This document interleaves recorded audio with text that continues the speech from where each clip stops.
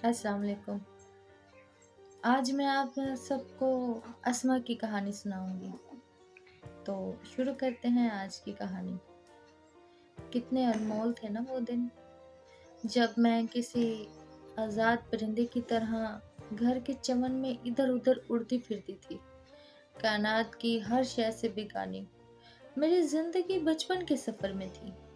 ये मेरे बचपन के दिन थे जिनको मैं कभी भुला नहीं सकती। उसके बाद उम्र का वो दौर आया जब आईने के सामने अपने अक्स से बातें करने लगी। शायद शऊर की दहलीज पर कदम रख चुकी थी, जबकि मेरी दोनों बहनें अभी छोटी थी। अब मैं उम्र के उस हिस्से पर थी जिसमें तमन्नाएं, चाहतें और अरमानों की गुनगुनाहट धीमे सुरों में सुनाई देने लगती थी, और हर लड़की अपने मुस्तकबिल के बारे में सोचती है। मैं भी तस्वुर में खोई आने वाले दिनों की खुशियां ख्वाबों में समेट रही थी कि एक दिन कुछ लोग, अनजाने लोग, मेरे घर आए और मेरा रिश्ता तलब किया। वालिदैन को रिश्ता पसंद आ गया और मंगनी हो गई। कुछ अरसे बाद फिर वही लोग आए। मैं खुशी से फूली नहीं समा रही थी। सुना था कि शादी की तारीख लेने आ रहे हैं। मेहमान आकर रुखसत हो गए, मगर मेरे घर वालों के चेहरे पर मुस्कुराहट ना थी। वो मायूस और गमगीन दिखाई दिए। उनके मुरझाए चेहरे देखकर समझ गई कि उनकी आस टूट गई है। तभी अम्मी ने बताया कि लड़के वाले मंगनी तोड़कर चले गए। वो कह रहे थे कि भला ये भी कोई बात है, पहले बड़ी को पसंद करके रिश्ता तय कर लिया और अब बड़ी को छोड़कर मंजिली को मांग रहे हैं। भला ये क्या शरीफों का तरीका है? लड़कियां ना हुई खिलौने हो गए, वो रिश्ता खत्म कर गए हैं। ये सुनकर जमीन पैरों तले धंसती मालूम होने लगी और मेरे ख्वाब शीशे की तरह टूटकर बिखरने लगे। दुख इस बात का नहीं था कि वो रिश्ते की बात खत्म कर गए थे, बल्कि दुख इस बात का था कि मेरी दोनों छोटी बहनों का क्या होगा। एक तो अब बचपन की दीवार फैलाकर जवानी की दहलीज पर कदम रखने वाली थी, और दूसरी अभी छोटी थी। मंगनी इस बात पर टूटी थी कि लड़के ने मंगनी वाले दिन मेरी मंजिली बहन को देखा तो घर जाकर अपनी माँ से कहा कि तुमने बड़ी का रिश्ता क्यों लिया, जबकि दूसरी इससे ज्यादा खूबसूरत और दिलकश नजर आती है। आपको वो नजर नहीं आई थी? मेरी शादी करनी है तो सिर्फ दूसरे वाली का रिश्ता तलब करें। मैं उनकी बड़ी लड़की से शादी नहीं करूंगा। लड़के की इस बात का जिक्र उन्होंने जब मेरे वालिदैन से किया तो मेरे वालिदैन ने कहा कि ये कैसे हो सकता है, जब तक बड़ी की शादी नहीं हो जाती हम छोटी लड़कियों का शादी का सोच भी नहीं सकते। अगर आपको हमारी बड़ी बेटी कबूल नहीं तो रिश्ता छोड़ दीजिए। इसमें शक नहीं कि छोटी बहनें मुझसे बहुत खूबसूरत थी और वक्त के साथ साथ वो मेरे बराबर हो रही थी, मगर अम्मी अबू उनके लिए आए रिश्ते इस वजह से ठुकरा रहे थे कि बड़ी की मौजूदगी में छोटी बेटियों को क्यों बिहा दें हम। यही सोचकर आंखें भर आती थी कि मेरी मामूली सूरत के बायस मेरी बहनों की अच्छी नसीबों को ठोकर लगाई जा रही थी।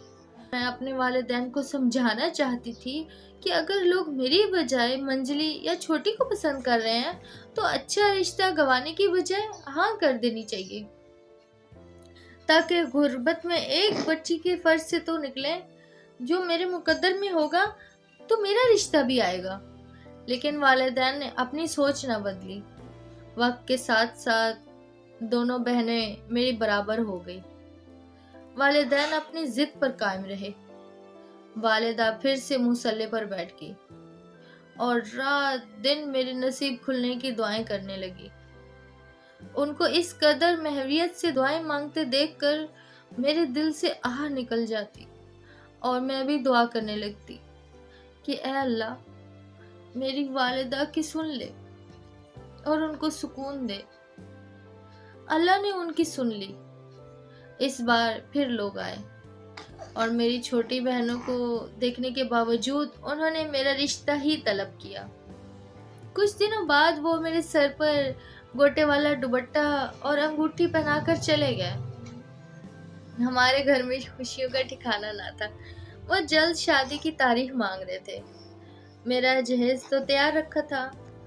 वालिद साहब ने फर्नीचर बनाने का भी ऑर्डर दे दिया। अब शादी की तारीख का ऐलान बाकी रह गया था कि अचानक मंगनी टूटने का ऐलान हो गया। पता चला कि लड़के को कोई और लड़की पसंद थी और उसके वालिदैन को वो लड़की पसंद ना थी। माँ बाप के दबाव में आकर पहले तो वो चुप रहा, मगर ऐन वक्त पर झगड़ा करके शादी से इनकार कर दिया और घर से भाग जाने की धमकी भी दी। माँ बाप सटपटाए कि अब क्या करें, मगर जवान औलाद जब काबू में ना आए तो वो तूफान होती है। काश के वो चुप ना रहता और पहले ही बोल पड़ता, तो मुझ गरीब को दूसरी बार मंगनी टूटने का दुख न सहना पड़ता। उस जालिम को क्या खबर कि जब दूसरी बार मंगनी टूट जाए तो लड़की पर क्या गुजरती है। आइंदा की उम्मीदें ही खत्म हो जाती हैं। हम तो गरीब लोग थे, बड़ी मुश्किल से गुजर बसर हो रही थी। सफेद पोशी का भरम रखने को छोटी छोटी ख्वाहिश का गला दबाना पड़ता था। मैं बहन भाइयों में सबसे बड़ी थी। अब तो चेहरे की नौखोजी भी कम होने लगी थी। तभी वालिद मेरी फिक्र में घुले जा रहे थे। आखिरकार वो बीमार पड़ गया। उस वक्त मेरी उम्र 26 साल की थी। हमारा गुजारा थोड़ी सी जमीन की पैदावार पर था। काफी अरसा मेरे लिए कोई रिश्ता ना आया। रिश्ता कराने वाले भी जानते थे कि जब तक बड़ी बेटी है ये लोग छोटी लड़कियों का रिश्ता नहीं करेंगे। तभी अब्बू दूसरी बहनों के रिश्ते भी नहीं दे रहे थे। फिर 2 बार की मंगनी टूटने का किस्सा खानदान में सबको मालूम पड़ गया। पूरी दुनिया वालों के सामने ये मामूली बात नहीं थी। हम जहाँ रहते थे ये पहाड़ी इलाका था। वहाँ नलकों से पानी नहीं आता था, बल्कि चश्मे से लोग पानी लेते थे। हमारी खाला के घर करीब ही था और उनके घर पानी आता था। लिहाजा नहाने और कपड़े धोने के लिए हम लोग खाला ज़ायदा के घर चले जाते थे। खाला का बेटा बाबर मुझसे चंद बरस ही बड़ा था। जब मैं उनके घर कपड़े धोने जाती, वो गीले कपड़े रस्सी पर डालने पर मेरी मदद करता था। उसके साथ ही ये रस्मी बातचीत महरूमियों से रोशन ख्वाबों में बदलने लगी। उधर वो मेरी कमी महसूस करता तो मैं भी किसी बहाने उसके दीदार को खाला के घर जा पहुंची थी। खाला ने जान लिया कि हम एक दूसरे में दिलचस्पी ले रहे हैं। उन्होंने वालिदा से तस्करा किया कि तुम अस्मा का रिश्ता बाबर के लिए दे दो। इसी में हम दोनों घरानों की भलाई है। कहीं यह ना हो कि हमारे बच्चे कोई गलत कदम उठा लें। बात दरअसल ये थी कि वालिद का जमीन के बंटवारे पर कुछ मसला था। नाना की जमीन से वालिदा और खाला को हिस्सा मिला, तो खालू ने दिमाग लगा के जिस जमीन पर फलों के दरख्त थे वो अपनी तरफ ले लिए और मेरी वालिदा को बेआबाद जमीन का टुकड़ा दे दिया। इस पर वालिद उनसे खफा थे। वालिदा ने झगड़ा करने से अब्बू को रोक दिया। वो अपनी बहन से ताल्लुक खराब नहीं करना चाहती थी, लेकिन अब्बू खालू को पसंद नहीं करते थे। इसी वजह से उनके लड़के को किसी बेटी का रिश्ता देना नहीं चाहते थे। जब खाला ने अम्मी को समझाया कि रिश्ता ना हुआ तो हमारे बच्चे किसी लफ्ज़ का शिकार ना हो जाएं, तब अम्मी ने अब्बू को जोर देकर मनवा ही लिया। ताहम मेरे अब्बू शादी पर रजामंद हो गए, लेकिन वो रुखसती पर रजामंद नहीं थे। वो चाहते थे कि हम शादी की तैयारी कर सकें। जब मेरा निकाह बाबर से हो गया तो वालिदा ने मुझे मना किया कि अब मैं खाला के घर उस वक्त तक ना जाऊं जब तक रुखसती नहीं हो जाती, वरना खानदान वाले बातें बनाएंगे। मैं और बाबर इस पाबंदी से बहुत बेचैन से हो गए। एक दूसरे से मिले बगैर हम दोनों को करार नहीं आता था। اور بہانے بنا کر ہم دونوں ملتے بھی تھے۔ خالو نے اس بات کو پسند نہ کیا اور بابر پر سختی کی کہ جب تک رخصتی نہیں ہو جاتی تم اسما سے نہیں ملو گے اور وہ بھی تمہارے سامنے نہیں آئے گی۔ اب ہم سب مجبور ہو گئے۔ ادھر والد صاحب فصل کی فروخت کا انتظار کر رہے تھے تاکہ یہ رقم ہاتھ آئے اور وہ مجھے عزت سے رخصت کر دیں۔ فصل اتری، فروٹ پیٹیوں میں بند ہو گیا اور وہ مارکیٹ لے گیا۔ اب رقم ملنے کا انتظار تھا تاکہ شادی کی تاریخ رکھی جائے اور میری رخصتی عزت سے ہو جائے۔ کہتے ہیں پابندیاں انسان کو اور بے قرار بناتی ہیں۔ یہ بات سچ ہے۔ ایک دن خالہ اپنی لڑکیوں کے ساتھ ہماری شادی کی خریداری کے سلسلے میں مظفر آباد گئی تھی اور گھر میں بابر کے سوا اور کوئی نہیں تھا۔ خالو بھی ان کے ساتھ ہی تھے جبکہ میرے والد شہر گئے ہوئے تھے۔ میں میلے کپڑے دھونے کے بہانے ان کے گھر جا پہنچی۔ میرے جانے سے بابر کی عید ہو گئی کیونکہ جدائی ہم دونوں کی دشمن تھی۔ اب گھر میں تنہائی تھی اور ہم دونوں تھے، لہٰذا یہ تنہائی جدائی سے بھی زیادہ بڑی نکلی۔ پہلے تو بابر ادھر ادھر کی باتیں کرتا رہا، پھر اس کو ایک گمبھیر خاموشی نے گھیر لیا اور برے وقت کا مجھے بالکل اندازہ ہی نہیں تھا۔ ہوش آیا تو ندامت کے کانٹوں سے دامن تار تار ہو چکا تھا۔ خدا کی کرنی دیکھیے کہ میرے والد صاحب فصل کی رقم لے کر واپس گاؤں آ رہے تھے تو کسی بدخواہ کو علم ہو گیا کہ ان کے پاس اچھی رقم ہے۔ بس انہوں نے ایک ویران جگہ پر رستے میں ان کو گھیر لیا اور رقم چھین لی۔ مزاحمت پر والد صاحب کو دھکا دیا، وہ اس طرح گرے کہ ان کا سر ایک پتھر سے جا کے ٹکرایا اور اس شدید چوٹ سے وہ بے ہوش ہو گئے۔ کافی دیر بعد جب کچھ راہگیروں نے ان کو سڑک کے کنارے بے ہوش پایا تو وہ اٹھا کر انہیں ہسپتال لے گئے، لیکن انہیں ہوش نہیں آیا اور اسے بے ہوشی کے عالم میں چل بسے۔ وہ گھر جو شادی کی خوشیوں کا منتظر تھا، وہاں صف ماتم بچھ گیا۔ ظاہر ہے شادی 6 ماہ کے لیے ملتوی ہو گئی۔ یوں میری رخصتی ہوتے ہوتے رہ گئی۔ والد کے وفات سے میں بہت غمزدہ تھی۔ بابر مجھے تسلی دیتا کہ صبر کرو، اللہ تعالیٰ کو یہی منظور تھا۔ اس کی تسلی سے مجھے سکون ملتا۔ وہ سمجھاتا کہ ہم بے بس ہیں، جب اللہ کو منظور ہوگا ہم ایک ہو جائیں گے۔ تم میری منکوہا ہو، پھر خوف کس بات کا ہے؟ والد کی وفات کے بعد اب میں بلا خوف اپنے گھر سے باغ میں بابر سے ملنے لگی۔ والد تو رہے نہ تھے، والدہ اور بہنوں کا ڈر نہیں تھا، بھائی باہر ہوتے تھے اور خالو ہمارے طرف آتے نہ تھے۔ ان کو علم ہی نہ تھا کہ ہم ملتے ہیں۔ اب صرف ملاقات پر ہمیں نہیں رہا تھا، دوریاں نزدیکیوں میں سمٹ جاتی تھی، اور یہ سچ ہے جب ایک بات قدم بہک جائے تو پھر برائی کا خوف چلا جاتا ہے۔ ایسا ہی کچھ ہم دونوں کے ساتھ ہوا۔ ایک دن پتہ چلا کہ میں ذلت کے اتاہ گڑھے میں گرنے والی ہوں۔ وہ دن قیامت کا تھا۔ میں حقیقت سے بابر کو آگاہ کرنا چاہتی تھی، مگر قدرت نے ہمیں شاید اس لجز کی سزا دینی تھی کہ ہمیں موقع ہی نہ ملا۔ بابر اپنے والد کا ٹرک لے کر پشاور گیا ہوا تھا کہ وہ واپس نہ آیا۔ جانے کیا معاملہ ہوا، ٹرک سمیت وہ منظر سے غائب ہو گیا۔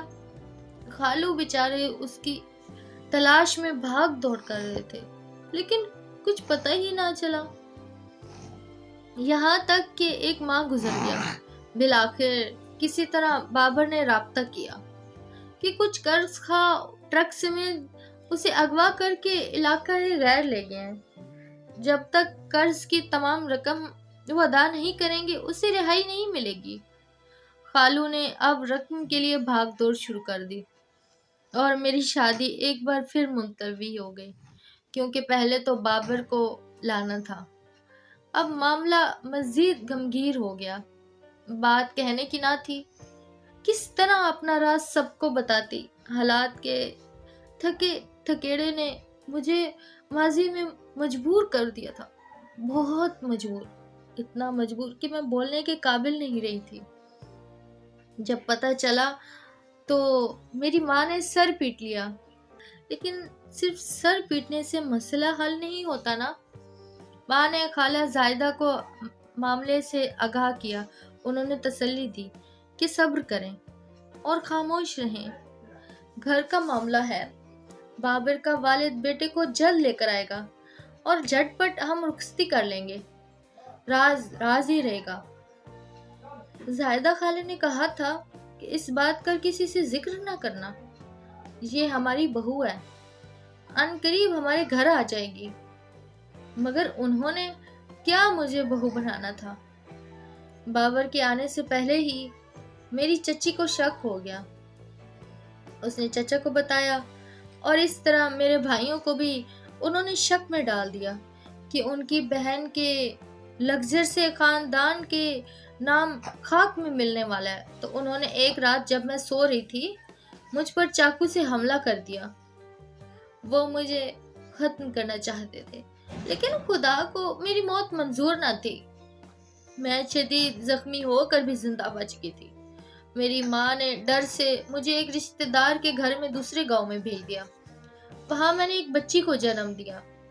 उन लोगों ने मेरा बहुत ख्याल रखा क्योंकि मैं जख्मी हालत में गई थी, और माँ ने मुझ पर ससुराल वालों की तरफ से झूठी कहानी सुना दी, यही कि मेरे ससुराल वालों ने मुझ पर बहुत जुल्म किए। 3 माह बाद आकर माँ मुझे लेने आई। मैंने कहा, माँ, मैं आपके साथ अब नहीं आना चाहती। मैं अब इस बच्ची के साथ इधर ही रहना चाहती हूँ। माँ ने मुझे बहुत समझाया कि बेटा घर चलो, इधर तुम अकेली क्यों रहोगी। मैंने कहा, नहीं माँ, मैं इधर ही रहूंगी। मैंने बहुत कोशिश की, माँ ने भी बहुत कोशिश की, लेकिन बाबर का कुछ अता पता ना चला। चंद साल गुजर गए। खबर आई और पता चला कि बाबर तो दुबई चला गया और उसने दुबई जाकर एक लड़की से शादी कर ली। मैं अब अपनी बेटी के साथ बिल्कुल अकेली हूँ। मैं बहुत तन्हा हूँ। मैं अपने घर वापस भी नहीं गई।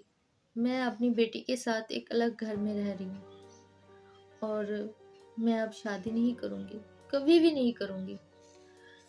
मैं आपसे बहनों से एक ही दरख्वास्त करूँगी कि माँ बाप आपके बड़े अगर किसी चीज़ से रोक रहे हैं ना, तो आपको रुक जाना चाहिए।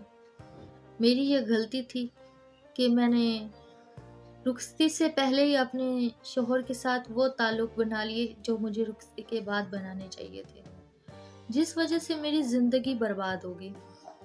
मैं चाहती हूँ मेरे साथ जो हुआ वो आप सब में से किसी के साथ ना हो, तो प्लीज़ इस चीज़ का ध्यान रखिएगा। अगर मेरी आज की कहानी आप सबको पसंद आई है तो प्लीज़ लाइक कर दीजिएगा, क्योंकि आपके एक लाइक से हमारे दिल को तसल्ली हो जाती है और हम आपके लिए आगे नई नई अच्छी कहानियाँ और बनाएंगे खुशी के साथ। अल्लाह हाफ़िज़।